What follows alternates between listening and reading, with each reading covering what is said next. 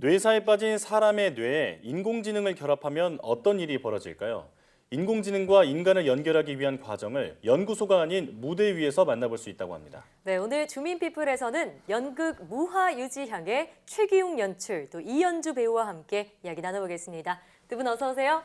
안녕하세요. 네, 반갑습니다. 일단 이렇게 스튜디오까지 나와주셔서 감사합니다. 네. 자, 연극 무화유지향, 뇌과학과 인공지능을 소재로 한 공상과학 연극이다라고 들었는데요.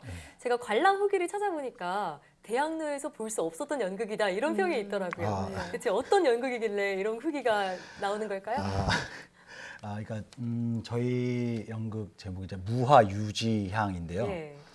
그러니까 이 말은 원래는 이게 장자 철학에 등장하는 말입니다. 네. 예. 이게 직역하면은 원래 이제 아무도 가보지 않은 곳, 뭐 그 무엇도 없는 곳이라고 할 수 있는데 네.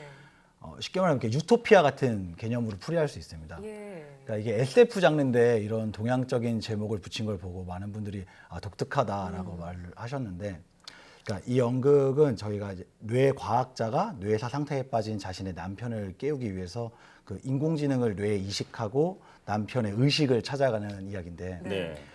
우리 뇌에서 이제 의식이라는 것이 사실 그 뇌과학 분야에서 좀 뜨거운 감자인데요. 예. 이게 아직 밝혀진 게 없어서 예. 그렇거든요. 그러니까 이게 아무도 가보지 못한 곳이라는 같은 의미로 그래서 무화유지향이라는 단어를 선택하게 되었습니다. 네. 그래서 저희 공연은 그러니까 뇌과학자들이 이제 인공지능을 가지고 인간의 뇌를 실험하는 이야기를 통해서 그 인간의 의식이란 게 과연 무엇이고 이제 인공지능하고는 사람이 어떻게 다른가 뭐 이제 이런 질문을 던지면서 예. 재밌게 풀어가는 SF 연극입니다. 네. 이 연극에서 SF 장르라는 게 참 신선하게 느껴지는데요. 그러니까 뇌과학자들이 뇌사 상태의 환자에게 인공지능을 연결하는 그런 스토리를 담은 연극이라고 볼 수 있겠습니다. 자, 그럼 이제 등장 인물들이 궁금한데 네. 이연주 배우께서는 어떤 역할을 맡으셨나요? 네, 저희 일단 공연에 등장하는 인물들은 이야기의 흥미를 위해 과장된 과학자의 모습보다는 좀 더 실제 연구하시는 과학자분들의 모습을 많이 가지고 있는데요. 네. 예. 물론 SF 장르 특성상 극적인 이야기를 위해서 독특한 인물도 등장을 하기는 합니다. 네. 네, 우선 제가 맡은 캐릭터는 진영이라는 이름을 가진 10대 천재 프로그래머인데요. 이 아이는 인공지능을 연구하는 데 있어서는 뛰어난 실력을 발휘를 하지만 함께 연구하는 동료나 가족들 간의 관계에 있어서는 어려움을 느끼는 그런 인물입니다. 네. 네. 이렇게 저희 공연에 등장하는 인물들은 각자 나름의 능력과 뛰어난 지식들을 가지고 있지만 정작 자신의 삶에 있어서의 어려운 부분들은 쉽게 해결하지 못하는 그런 모습을 가지고 있어요. 예를 들면 실험에 실패한 트라우마로 인해서 그런 트라우마를 가지고 있는 인물도 있고 네. 매우 냉철하고 이성적이지만 남편을 구하고자 하는 일에 있어서는 매우 비이성적인 행동을 하는 그런 인물도 있고요. 예. 이런 면에서 볼 수 있듯이 저희 장르가 SF 장르이긴 하지만 어떤 연극보다 인간적인 모습을 가진 인물들이 많이 등장을 합니다. 네. 네. 그러니까 사람보다는 오히려 더 기계에 친숙하고 또 오프라인에서의 삶에 더 어려움을 느끼는 그런 캐릭터네요. 네. 미래에도 있겠지만 현실에서도 존재할 법한 그런 캐릭터가 네. 되는데요. 자, 그런데 뇌과학을 주제로 한 연극이잖아요. 아무래도 좀 준비하시면서 어려움이 있으셨을 것 같은데 어떠셨어요?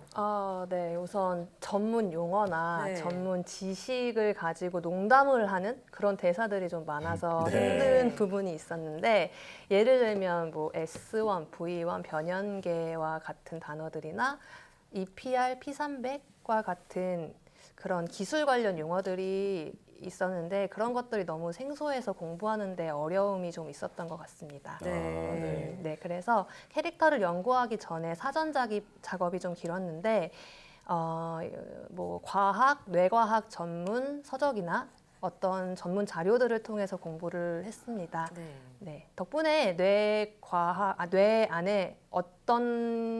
뇌의 어떤 부분들이 어떤 기능을 하고 어떻게 작동을 하는지에 대해서 알게 되었고, 그리고 인공지능에 대해서도 좀 막연한 생각을 가지고 있었는데 네. 딥러닝이나 머신러닝처럼 구체적인 지식을 배울 수 있었던 것 같습니다. 네. 지금은 이런 용어들이 조금은 친숙하고 아, 그래요? 재밌게도 네. 네, 그렇습니다.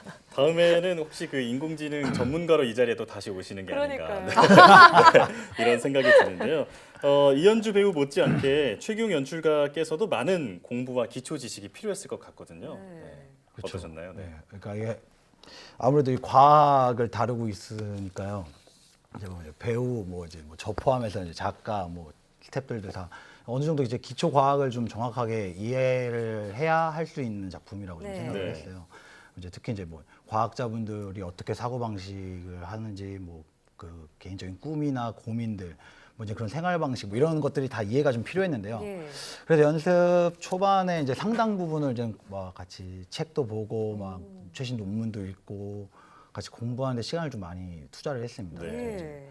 아무래도 이제 저희 이제 모두한테 좀 생소한 분야이다 보니까 그렇죠. 이 개념하고 용어들을 이해하는데 좀 집중을 많이 했습니다. 예. 네.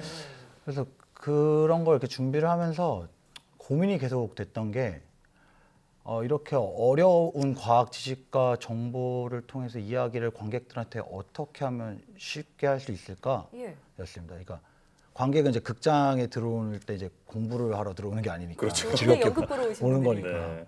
그래서 연출로서는 이 지점이 계속 큰 숙제였어요. 그래서 막 연습을 하면서도 막 저 스스로한테도 그렇고 배우들한테도 그렇고 계속 막 물어봤던 게 네. 이게 아무것도 모르는 사람이 한 번 딱 봐도 알겠냐 도대체 이 사건과 네. 이 내용을 이해를 할 수 있겠냐. 그래서 그러니까 어떻게든 최대한 쉽게 풀고 이제 그 등장 인물들이 뭐 저희 거리가 멀게 딴 세상 사람들이 아니라 예. 그러니까 우리 옆에 있는 우리랑 같이 생활을 숨쉬고 있는 그런 사람처럼 좀 보일 수 있게 좀 노력을 많이 한 것 같아요. 그래서 네. 어떻게든 관객하고 이제 거리감을 좀 많이 좁히려고 좀 노력을 한 것 같아요. 그래서인지 전문적인 자료 조사를 기반으로 수년에 걸쳐서 대본을 또 고치고 완성시키기 위해서 노력을 하셨다고 들었는데, 자, 그럼 배우님께 질문을 드리겠습니다. 이번 연극에서 가장 인상 깊었던 대사가 있다면 알려주시죠. 네. 저희 작품에 등장하는 대사 중에 이런 말이 있어요. 인간의 세포는 100조 정도로 구성되어 있고 그 세포 어디에도 의식이라는 건 들어있지 않다. 오. 근데 특이한 건 이 세포가 다 구성되고 나면 의식이라는 게 생긴다라는 예. 말인데요. 네. 저는 이 말 자체가 굉장히 흥미로웠던 것 같아요. 저희는 지금 깨어있고 느끼고 행동하고 이 모든 것들을 의식하고 있잖아요. 근데 이 의식이 어떻게 생겨나는지에 대해서는 설명을 할 수가 없다는 거죠. 그래서 인공지능은 있지만 인공의식은 만들 수 없다는 거고요. 네. 그래서 지금 저희가 사는 세상은 유전자를 조작하고 복제하는 그런 엄청난 세상에 살고 있는데 이 의식에 대해서는 여전히 설명을 할 수가 없고 그래서 여러 분야에서 아직도 활발하게 연구를 하고 있다는 걸 알게 됐고요. 네. 네, 그리고 뇌에 대해서 세포 단위까지 볼 수 있고 이해할 수 있지만 인간의 의식이 어떻게 생기고 없어지는 것인지에 대해서는 아직도 아무것도 대답을 할 수가 없다라는 예. 것을 알게 되었습니다. 음.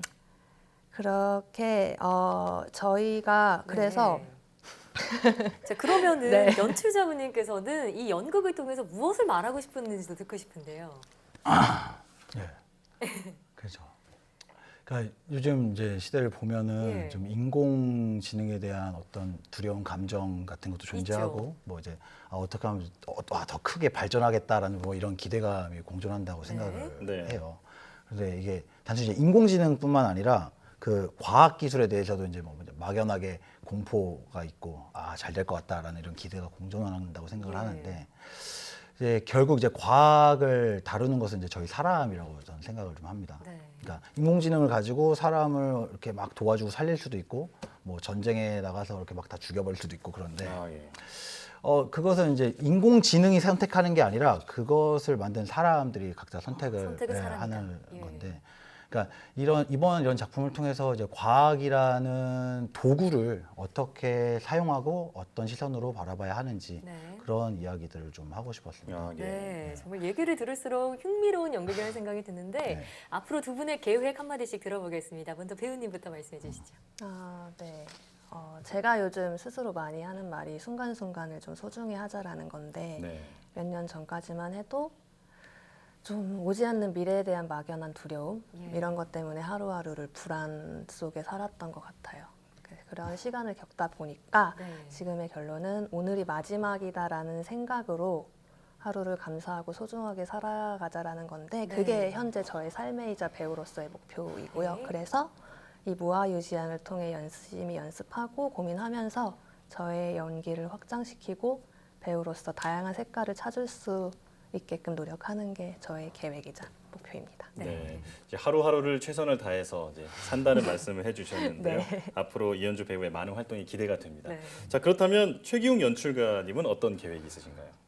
그러니까 요즘 이제 막 콘텐츠들이 막 유튜브 보면 이렇게 되게 편리하게 네. 소비되잖아요. 그래서 이럴 때 오히려 연극이란 게 굉장히 매력이 없어 보일 수 있는데 저는 오히려 장점이 많고 반드시 필요하다고 생각을 해요. 예. 네. 그래서 이제 저는 이렇게 작품을 계속 하면서 이렇게 작품을 하고 한번 끝나는 게 아니라 계속해서 관객을 만날 수 있고 장기적으로도 계속 공연을 이어갈 수 있게 노력을 네. 계속 하고 싶고 이렇게 공연이나 연극을 통해서 이 사회에 좀 필요한 이야기들, 하고 싶은 이야기들을 계속 하면서 살고 싶어요. 네. 오늘 말씀 들어보니까 최첨단의 과학에 인간의 감정을 녹여내는 작품을 만들어내고 계시다는 생각이 들었는데요. 자, 사실 요즘에 최근 그 코로나19 때문에 연극계도 좀 타격이 크잖아요. 네. 이런 사태가 하루빨리 진정돼서 좋은 작품을 많은 분들이 만나볼 수 있었으면 좋겠습니다. 오늘 말씀 잘 들었습니다. 고맙습니다. 감사합니다.